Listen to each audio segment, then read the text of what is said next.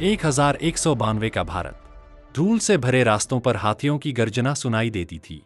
राजपूताना की हवाओं में तलवारों की चमक घुल चुकी थी और दिल्ली के सिंहासन पर बैठा था एक ऐसा राजा जिसे लोग सिर्फ शासक नहीं, भारत की आखिरी ढाल मानते थे। मैं हूं पृथ्वीराज चौहान, अजमेर और दिल्ली का सम्राट। लेकिन आज मैं तुम्हें अपनी जीत की कहानी नहीं, अपने पतन की वो रात दिखाऊंगा जिसने आने वाले 800 सालों का इतिहास बदल दिया। क्योंकि जो होने वाला था वो सिर्फ एक युद्ध नहीं था, वो भारत की किस्मत का फैसला था। पूरा वीडियो देखना, क्योंकि अंत में तुम समझोगे कि आखिर क्यों इतिहासकार कहते हैं अगर उस दिन एक फैसला बदल जाता तो आज का भारत पूरी तरह अलग होता। 1192 का भारत, एक ऐसा भारत जहां मंदिरों की घंटियां सुबह की हवा में गूंजती थी, जहां बाजारों में रेशम, मसाले और सोने का व्यापार होता था, जहां दूर अरब से व्यापारी आते और इस धरती को सोने की चिड़िया कहकर लौटते। लेकिन इस चमक के पीछे एक खतरनाक कमजोरी छिपी थी। राजपूत राज्यों की वीरता तो अपार थी, लेकिन एकता वो लगभग मर चुकी थी। हर राजा खुद को सबसे बड़ा समझता था, हर साम्राज्य दूसरे को अपना दुश्मन मानता था, और सीमा के उस पार एक आदमी यह सब देख रहा था। मोहम्मद गौरी, एक ऐसा शासक जिसकी आंखों में सिर्फ सत्ता नहीं बल्कि हिंदुस्तान पर कब्जे का सपना जल रहा था। उसने भारत को सोने की खान की तरह देखा, एक ऐसा खजाना जिसे जीतकर उसका नाम इतिहास में अमर हो सकता था। 1191 तराइन का पहला युद्ध। राजपूत सेना मैदान में उतरी। हजारों घोड़े, विशाल हाथी, तलवारों पर पड़ती सूरज की रोशनी, धरती कांप रही थी। पृथ्वीराज चौहान ने अपनी सेना को देखा और पहली बार गौरी की सेना डर गई। राजपूत योद्धा सीधे दुश्मन के सीने में घुस जाते थे। उनके लिए युद्ध सिर्फ रणनीति नहीं, सम्मान था। और उस दिन गौरी हार गया। इतिहासकार लिखते हैं कि वह घायल होकर मैदान से भागा। उसकी सेना टूट चुकी थी। लेकिन यहीं इतिहास ने पहला मोड़ लिया। पृथ्वीराज ने गौरी को जिंदा छोड़ दिया। राजपूती मर्यादा कहती थी, भागते दुश्मन पर वार नहीं किया जाता। लेकिन किसी ने नहीं सोचा कि यही दया एक दिन पूरे साम्राज्य पर भारी पड़ेगी।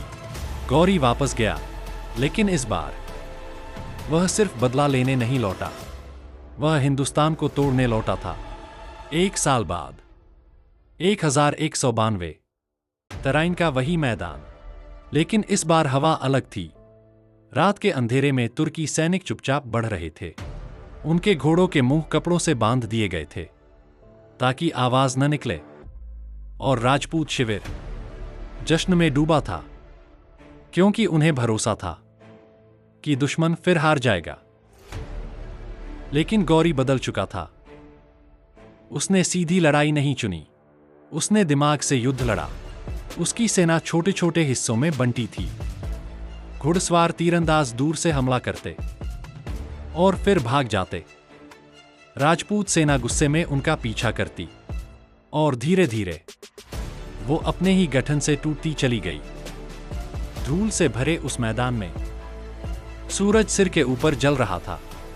घोड़ों की चीखें, तलवारों की टकराहट, मरते सैनिकों की आवाजें, पूरा मैदान नरक बन चुका था। लेकिन असली हमला अभी बाकी था। शाम होते होते थकी हुई राजपूत सेना पर गौरी ने अपनी रिजर्व फोर्स छोड़ दी।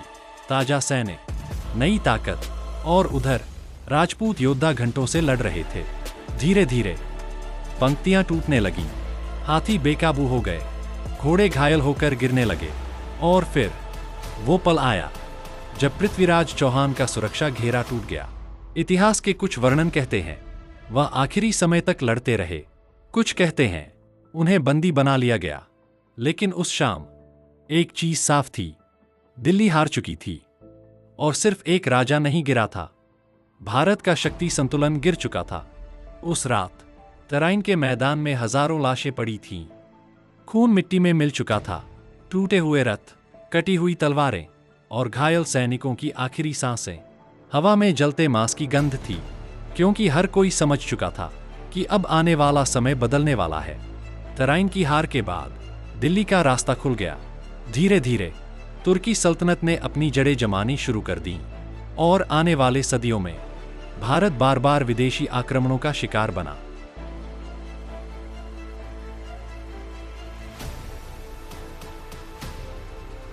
इतिहासकार मानते हैं, अगर उस समय राजपूत राज्य एकजुट होते तो शायद कहानी अलग होती, लेकिन इतिहास अगर से नहीं बदलता।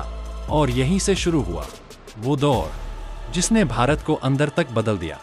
लेकिन कहानी यहाँ खत्म नहीं होती, क्योंकि पृथ्वीराज चौहान की हार के बाद भी उनका नाम मिटा नहीं। लोकगीतों में, कविताओं में, राजस्थान की हवाओं में आज भी लोग उनकी वीरता याद करते हैं। और फिर आती है सबसे रहस्यमयी कहानी, चंदबरदाई। पृथ्वीराज के मित्र, कवि और साथी। कहा जाता है कि गौरी ने पृथ्वीराज की आंखें फोड़ दी थीं। उसे अपमानित करके अपने दरबार में रखा गया। लेकिन गौरी नहीं जानता था कि एक अंधा शेर भी शिकार कर सकता है। दरबार लगा।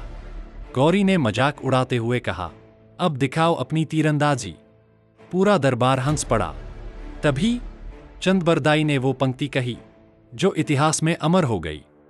4 बांस 24 गज, अंगुल अष्ट प्रमाण, ता ऊपर सुल्तान है, मत चूको चौहान। और अगले ही पल एक तीर हवा को चीरता हुआ गया और सीधे गौरी के गले में धंस गया। कुछ इतिहासकार इसे लोककथा मानते हैं, कुछ इसे सच। लेकिन एक बात तय है, पृथ्वीराज चौहान सिर्फ एक राजा नहीं थे, वो उस भारत का प्रतीक थे जो आखिरी सांस तक लड़ना जानता था।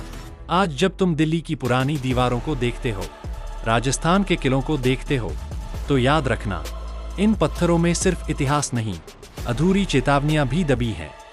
क्योंकि भारत अक्सर बाहर से नहीं, अंदर की टूटन से हारा। उसकी गूंज आज भी सुनाई देती है। तराइन का युद्ध सिर्फ 1192 में खत्म नहीं हुआ था। जब लोग धर्म, जाति, भाषा, राजनीति में बंटते हैं, इतिहास फिर धीरे से फुसफुसाता है। एकता टूटेगी तो कोई नया गौरी जरूर आएगा। और शायद इसीलिए पृथ्वीराज चौहान की कहानी आज भी जिंदा है।